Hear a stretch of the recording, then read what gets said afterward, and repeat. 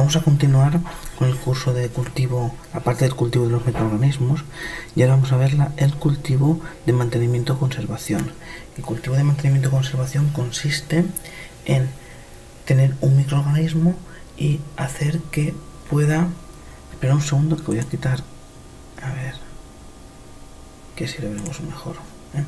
Consigue en hacer diferentes fases para el mantenimiento del microorganismo o de la cepa en cuestión, de manera que podemos prolongar su vida durante mucho tiempo y siempre poder recurrir a ella para poderla volver a analizar, testar o lo que tengamos que hacer con ella.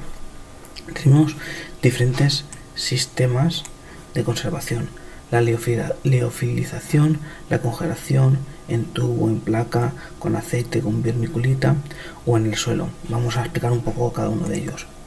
En el caso de la liofilización consiste en congelar el microorganismo junto con el cultivo, aproximadamente unos entre 3 y 4 mililitros. Se congela rápidamente en nitrógeno líquido y después se pone al vacío. Al ponerse al vacío se va eliminando el agua poco a poco. Al final lo que nos queda es un liofilizado, que es un polvo, que es como si fuese la levadura seca que podemos comprar en los supermercados. Entonces al final es un polvo que consiste en el microorganismo que está liofilizado. Para volverlo a reconstituir simplemente tenemos que añadirle un poco de agua y añadirlo después a un cultivo, a un medio de cultivo para su crecimiento. Es el método empleado en todos los bancos de células. Siempre todos los bancos de células utilizan liofilizados. ¿Por qué? Porque permiten aguantar durante muchísimo tiempo las cepas en mantenimiento. La congelación es un método empleado mayoritariamente en los laboratorios y en todos los laboratorios, tanto de investigación como de la industria alimentaria, porque es barato. No requiere nada más que un congelador a menos 20 o a menos 80 y es una técnica fácil de aprender, mientras que la liofilización necesitas un técnico que sepa hacerla y después el aparato para liofilizar que no es barato. Pues por eso habitualmente el método empleado en los grupos de laboratorio es la congelación. La congelación existe de dos tipos: la de menos 20, que es la del congelador habitual de casa, y el de menos 80. Conforme más baja está la temperatura, más tiempo va a perdurar ese cultivo, ¿no? o esa cepa.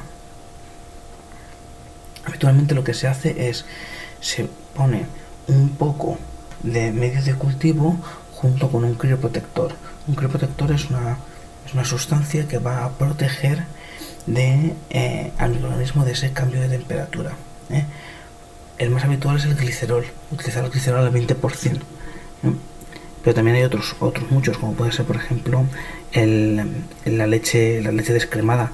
La leche descremada también al 20% también es un crioprotector. Entonces están los dos mecanismos.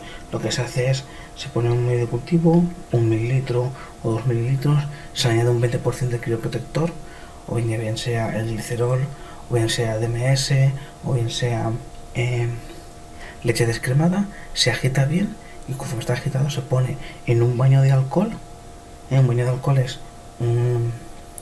una cubeta que está rellena de alcohol, y tú pones flotando el medio de cultivo y se lleva al congelador de menos 20 o de menos 80. Entonces el alcohol lo que hace es, el alcohol previamente tiene que estar ya en menos 80 o menos 20. Lo que hace es que el cambio de temperatura no sea tan brusco, y entonces eso hace que se puedan conservar más células, ¿vale? Otra manera que no aparece aquí es mediante papel de filtro, que es una forma muy sencilla. Tú tienes unos discos de papel de filtro, tú coges un medio de cultivo, una gota, y la tiras al papel de filtro. Al tirar al papel de filtro, el papel de filtro absorbe toda el agua y la bacteria se queda fijada a ese trozo de papel, ¿vale?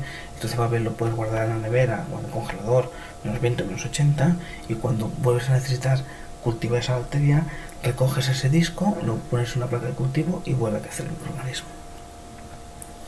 En tubo lo que consiste es en ir dando pases seriados de ese cultivo.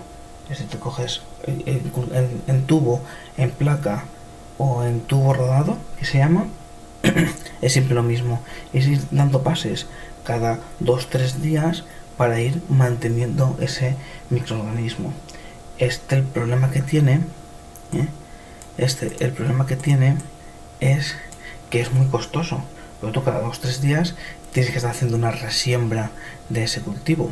Además, lo que puede pasar es que en esos diferentes pases vayan apareciendo diferentes mutaciones que las puedes ir arrastrando. Al principio puede ser que no tenga importancia, pero al final del proceso puede tener cierta importancia. Entonces es el método utilizado cuando tú tienes que utilizar, vas a utilizar un cultivo fresco, pues a lo mejor en 2-3 días. Para hacer 2 o 3 días no vale la pena hacer un congelado, mucho menos un liofilizado, y lo que haces es, pues lo mantienes en placa para que te aguante 2 o 3 días más y después vuelves a utilizarlo. En aceite, pues en aceite es básicamente igual que en el caso de la congelación. Consiste en meter el microorganismo junto con el aceite, que va a ser ese crioprotector, y después se puede llevar a congelación. En el caso de la vermiculita actúa como un agente secante, igual que pasaba con el papel de filtro. Cuando tú añades el microorganismo junto con esa vermiculita, la vermiculita absorbe toda el agua, deja agua disponible y lo que provoca es la fijación de las células de una manera muy rápida. Después, cuando vas a volver a utilizarla, vuelves a añadir el medio de cultivo, las células vuelven a rehidratarse y pueden estar disponibles para su utilización. Y en el suelo se utiliza para microorganismos que vengan del medio ambiente. En el suelo, un suelo que ha sido autoclavado y que tiene que cumplir unas condiciones físico-químicas preestablecidas, es secado, o bien con un aparato de estos que quitan la humedad o con un horno Pasteur que hace que elimina toda la humedad, y cuando ya lo tenemos enfriado ese suelo, se le añade el cultivo de microorganismos y el suelo hace lo mismo que la vermiculita o lo mismo que el papel de filtro, absorbe toda la humedad fijando al microorganismo y protegiendo al microorganismo, ¿vale? En el caso de la conservación mediante el suelo, igual que en el caso de la vermiculita, en estos dos, el mantenimiento del microorganismo se puede hacer a temperatura ambiente, no requiere de una nevera o de un congelador, ¿vale? En el caso del cultivo de mantenimiento por placa o en tubo, que es lo que hemos explicado antes, consiste, pues, en lo que se ha dicho, en simplemente hacer una resiembra del cultivo primario. De esta manera hacemos cultivos secundarios y permiten alargar la vida de ese microorganismo. O bien se puede hacer de manera masiva, con una Sadigransky o con un isópop a lo largo de toda la placa, o mediante triple estría. En el caso del tubo igual, se puede hacer la inoculación por el punteo, o bien por la generación de esa estría en tubo inclinado. En el caso de los cultivos para el aislamiento, consiste en tener un medio de cultivo que tenga unas condiciones tan específicas que solo puedan crecer unos tipos específicos de microorganismos, de manera que si el microorganismo es capaz de crecer en ese medio de cultivo, sabemos que tiene que reunir una serie de condiciones. Como os dije al principio, este es el apartado en el que más ha cambiado el cultivo de los microorganismos, porque actualmente todas las casas comerciales realizan placas de cultivo que ya no hace falta hacer esos test o esas tiras API o esos procedimientos tan laboriosos de catalasa positivo, peroxidasa positivo, coagulasa, que a lo mejor llevaban 2 o 3 días poderlos realizar para identificar un microorganismo, sino que ya el medio de cultivo va preparado con todas esas reacciones, y cada una de esas reacciones va asociada a un cromógeno, de manera que cuando el microorganismo utiliza ese recurso, se tiñe la colonia de ese cromógeno, de manera que en una sola placa Petri podemos identificar y separar lo que son salmonelas, de lo que es Shigella, de lo que son E. coli, por ejemplo, o otras enterobacterias, y permiten aislarlas perfectamente. Entonces, mecanismos para aislar, pues vamos a tener en medio líquido, en medio sólido, en tubo rodado y en medio fluido. Y ya os explicaré todos ellos. A ver. En medio líquido lo que consiste es en hacer diluciones seriadas. Creo que por aquí había una diapositiva, aquí está. Es muy parecido. Esto es para el contaje y también puede servir para el aislamiento. Entonces lo que consiste es hacer diluciones seriadas. De cada una de esas diluciones seriadas añadimos en una placa. ¿Cómo se hace esto? Tú tienes unas placas previamente preparadas con aproximadamente, pues tienes con aproximadamente, pues no sé cuánto puede caber, depende del diámetro, pero a lo mejor unos 20 mililitros más o menos. Las tienes ahí preparadas y lo que haces es añadir una cantidad de ese medio de cultivo y dejas que se reabsorba el medio de cultivo. Para que esa reabsorción sea más rápida, lo que suele hacer es, tú tienes placas de Petri preparadas y las pones en la estufa pues unos 10 o 15 minutos antes. Al tenerse en la estufa pierde la humedad esa inicial que tienen y es más fácil la reabsorción. Otra manera de poder hacerlo es hacer la placa en el momento. Tienes los medios de cultivo en un tubo Eppendorf, en un tubo de ensayo, lo calientas, y cuando está caliente dejas que vaya bajando la temperatura y cuando está a unos 45 grados lo viertes sobre la placa Petri. Yo siempre prefiero dejarme las placas Petri preparadas y después hacer los cultivos. Entonces en cada una de los tubos se van marcando qué dilución es. Al final habrá uno en el que solamente crezca uno o dos colonias y ahí ya están aisladas para poder recoger. También es el mismo mecanismo o técnica que se utiliza para el contaje, la enumeración de microorganismos. ¿Vale? En medio sólido, ¿cómo se puede hacer? Se puede hacer por estría. La utilización más habitual es por estría. ¿Cómo se hace la estría? Pues también tenemos aquí una manera de poder hacerlo. Consiste en ir haciendo diferentes estrías sobre la placa de cultivo, de manera que si en la primera estría tenemos una concentración de 10 a la 4, aquí tendremos una concentración aproximadamente de 10 a la 2, aquí tenemos aproximadamente de 10 y aquí ya tendremos aisladas las colonias una a una. ¿Cómo se hace? Coges el asa de siembra, la calientas y la esterilizas. Cuando tienes esterilizadas, picas en el cultivo que vas a... el cultivo de la muestra que quieres hacer el aislamiento, ¿vale? Y haces esa primera estría en esa zona pequeñita, ¿vale? Cuando tienes hecha, esterilizas el asa de siembra. Esto es importante para no arrastrar la concentración anterior. Vuelves a quemar esa asa de siembra hasta la incineración. Cuando la tienes fría ya, podemos saber que está fría tocando en una zona de la placa. Tocas una zona de la placa y cuando deja de quemar, puedes coger y hacer la siguiente estría. Hacer la siguiente estría y aquí vas a tener una concentración 100 veces menor del original, ¿vale? Vuelves a incinerar la asa de siembra y haces otra siguiente estría. Aquí vas a tener una concentración de 10.000 veces menor que el original, ¿vale? Vuelves a quemar la asa de siembra y haces por la última estría, ¿vale? Habitualmente aquí en esta última estría es donde vamos a encontrar colonias aisladas. Si la concentración era muy baja, las colonias aisladas las reemplazarán aquí. Si la concentración era muy baja, las tendremos aquí, ¿vale? Este es el método habitual utilizado para el aislamiento de placa, ¿vale? Con la extensión con varilla de vidrio, con asa de Gansky, pues es muy sencilla. Lo que consiste es pones el asa de Gansky que es asa de vidrio, es de plástico y monouso, pero bueno, vienen ya esterilizadas, entonces tú las utilizas, no vas a utilizar las tiras y ya está.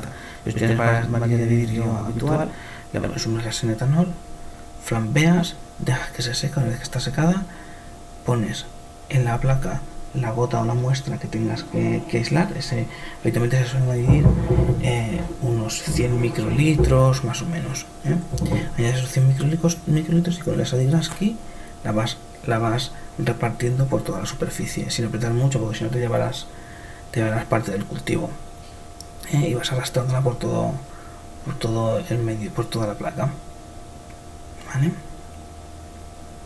En tubo rodado, a ver, es que tengo por aquí también una imagen. En tubo rodado consiste en hacer una serie de diluciones seriadas. En este caso, la dilución seriada se hace con una parte del medio, con una parte de la muestra y con otra parte que habéis puesto a agar previamente fundido, que está a unos 45 grados, ¿vale? Si está a más de 45 grados tenemos el riesgo de matar a los microorganismos. A los 45 grados es un límite crítico, que el agar aún está fundido, aún es maleable, pero que no mata al microorganismo. Entonces, preparas las diluciones seriadas, lo añades al tubo donde vas a hacer el cultivo, y el tubo lo empiezas a rodar. Lo vas rodando hasta que lo que se genera es una película de agar rodeando el tubo, que el centro queda hueco, de manera que las colonias van a tener espacio para poder crecer, y van a tener aire para poder crecer, ¿vale? Bueno, el alimento de bacterias es producto antibiótico, es una manera muy sencilla de poderlo hacer. Esto lo que consiste es, tú generas un césped de bacterias, ¿vale? Y después añades esos discos de antibiótico o ese cultivo de bacterias que tú pretendes que o que intentas ensayar a ver si genera antibióticos. Si se produce un halo de inhibición, es que se producen antibióticos, y si no, es que no se producen, ¿vale? A ver, que no se me olvide nada.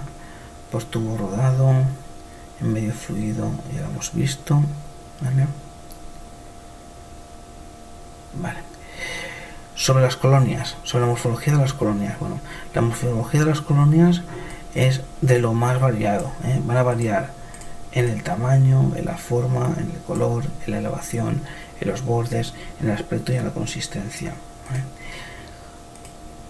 Al principio nadie somos capaces de identificar bacterias o levaduras por el tipo de colonia. Cuando llevas mucho tiempo ya trabajando, ya empiezas a diferenciar primero la diferencia entre las colonias de tipo levadura y de tipo bacteriana. Las de tipo bacteriana suelen ser mucho más compactas, más pequeñas, y las levaduras suelen ser colonias más anchas, y más cremosas.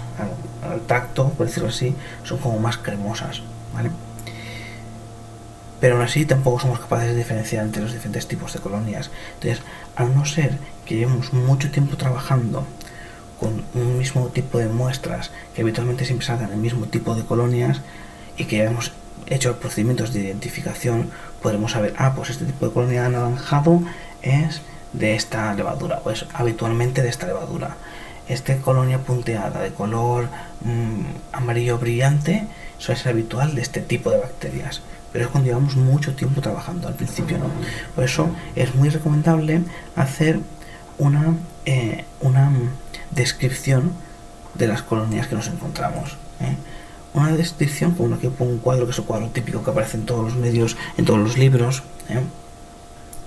que nos da un poco de cómo tiene que ser esa descripción, ¿no? De el tipo, si es puntiforme, circular, de tipo rizoide, irregular, o de tipo filamentoso, Después el borde, si el borde es entero, si es ondulado, si es lobulado o si es curvado. La elevación, si es delgada, si es de tipo, si es más ancha, si es monticular, si es más redondeada. Esta es la típica de las levaduras, por ejemplo, ¿vale?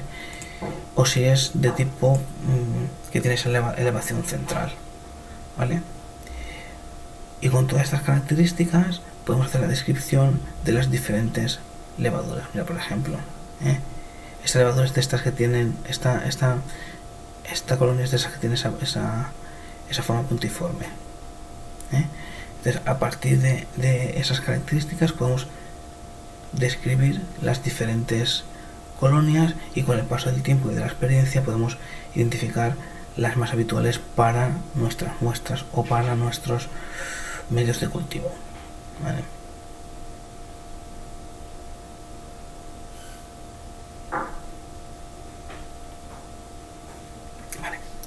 Y el cultivo de anaerobios. El cultivo de anaerobios es siempre algo bastante complicado. Y que se me va. El cultivo de anaerobios es algo siempre bastante complicado en todos los laboratorios, ¿vale? Yo os voy a explicar diferentes métodos para hacer el cultivo de anaerobios. Unos, los oficiales y los más caros, y otros que se hacen de manera un poco más de batalla, por decirlo así, ¿eh? Para hacer el cultivo de anaerobios simplemente tenemos que generar un medio que sea rico en CO2, ¿vale? Entonces existen unos kits que son unas bolsas que tienen como unos sobres dentro que cuando rompes ese sobre empieza a liberarse CO2. Entonces tú coges la placa de cultivo, haces el cultivo normal y corriente, lo metes dentro de esta bolsa, rompes ese stick o esa bolsa o ese plástico y empieza a salir CO2, tú lo mantienes un poco para que el CO2 desplace el oxígeno y después cierras la bolsa.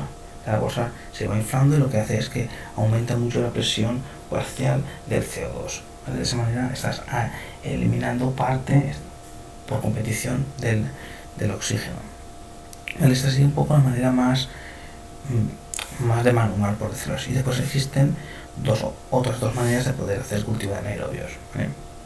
Una como es, tenemos un cultivo normal y corriente en placa, en superficie de la placa, y preparamos en un tubo de ensayo medio de cultivo que habitualmente suelen ser, pues en este caso las placas las preparamos con unos 10 mililitros y otros 10 o 15 mililitros en el tubo de ensayo.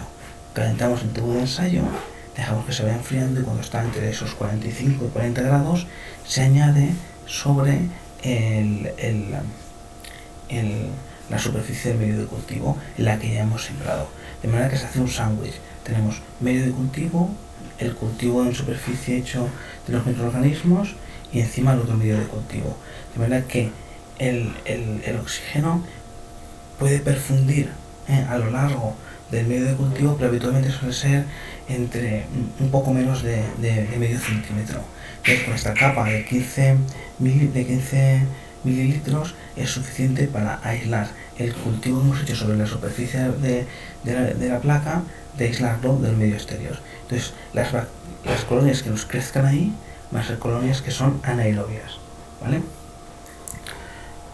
Otra manera de poder hacerlo es haciendo una imitación del proceso anterior, del primer proceso que yo os he hecho, ¿vale? Esos sobres lo único que es bicarbonato con un ácido fuerte, pues ácido cítrico, ácido clorhídrico o otro tipo de ácido. Entonces, otra manera de poder hacerlo es comprar bolsas que cierran herméticamente. Entonces tú haces el cultivo exactamente igual, en superficie, con unos 20 mililitros de medio de cultivo, haces la siembra y lo dejas dentro de la bolsa. Coges un vaso, le pones bicarbonato y le añades un poco de ácido cítrico o ácido clorhídrico, el que tengas por ahí. Añadir el ácido cítrico, empieza a hacerse esa reacción, empieza a liberarse CO2, tú lo mantienes un poco para que el CO2 expulse y elimine al oxígeno existente y cuando lleva un rato cierras la bolsa hermética y allí vuelve a pasar lo mismo que pasaba con el primer mecanismo, que se genera esa presión positiva elevada de CO2, ¿vale? Y por último, quería hablaros del cultivo de termoresistentes, ¿vale? Para la identificación de termoresistentes, ¿vale? Existe el método descrito, incluso hay un artículo donde te explicaba muy bien cómo poder hacerlo y yo voy a hacer un resumen, ¿vale? Para el cultivo de termoresistentes. Consiste en lo siguiente: tenemos que hacer una tindalización. Entonces tú tienes la muestra y tienes tubos con medio de cultivo líquido, ¿vale? Sin agar. Entonces tú coges la muestra, la añades al medio de cultivo, lo homogenizas todo bien y pones ese medio de cultivo, ese tubo con el medio de cultivo, lo pones en un baño que está a unos 80 grados. Y lo dejas 3, 4, 5 segundos, como máximo. Al dejarlo 3, 4, 5 segundos, las células vegetativas van a morir van a morir, y las células y las endosporas van a sufrir ese choque térmico que les va a hacer despertar. El tiempo es importante, que lo dejas en los 80 grados, y no debe ser nunca mayor de 10 segundos. Lo sacas, lo enfrías rápidamente para que no continúe actuando la temperatura, lo enfrías rápidamente, y cuando ya está enfriado puedes hacer dos cosas. O bien coges una muestra y lo siembres en una placa de cultivo, que ya os digo que no va a salir positivo, o la otra manera es lo pones con el medio de cultivo, si tal conforme lo has sacado del baño de agua caliente, lo pones a cultivar como si fuese un medio de enriquecimiento. Lo dejas ahí durante 24 horas, de manera que las esporas que se hayan activado van a ver que el medio es favorable para ellas y van a empezar a activarse y a generar las células vegetativas. Cuando pasen 24 horas, coges ese medio de cultivo y ya realizas una siembra en placa. Si aparecen colonias, tú vas a identificar como positiva la presencia de termoresistentes. No vas a poder calcular cuántos. Para poder calcular cuántos se tiene que hacer de la otra manera. Es decir, cuando tú has hecho el choque térmico, coges 1 mililitro y lo añades a una placa de cultivo. Si ahí crecen 1 o 2 o 3, tú sabes que tenías 1, 2 o 3 por mililitro, por decirlo así, de medio de cultivo. Pero es muy difícil que solamente con el choque térmico y después pasando un medio sólido, que no sea un medio líquido, que lo tiene más fácil para crecer, ellas puedan crecer. ¿Vale? Pero si tú quieres enumerar, tienes que hacerlo de esta manera. Otra manera para poder detectar presencia o ausencia es simplemente con el tubo, añadiendo la estufa, lo dejas crecer durante 12 o 24 horas. A las 24 horas lo sacas, haces una siembra en placa y ves si crece algo. ¿Qué crece algo? Presencia. ¿Por qué no podemos enumerar? Porque ha habido una fase previa de enriquecimiento. Por lo tanto, no puedes enumerar, simplemente puedes determinar presencia o ausencia. Entonces, esto habitualmente yo en el laboratorio lo solía hacer pues cada 15 días o cada una semana, depende un poco, o una vez al mes, depende un poco de los productos. ¿Vale? Y con esto damos por finalizado la parte de cultivos de los microorganismos.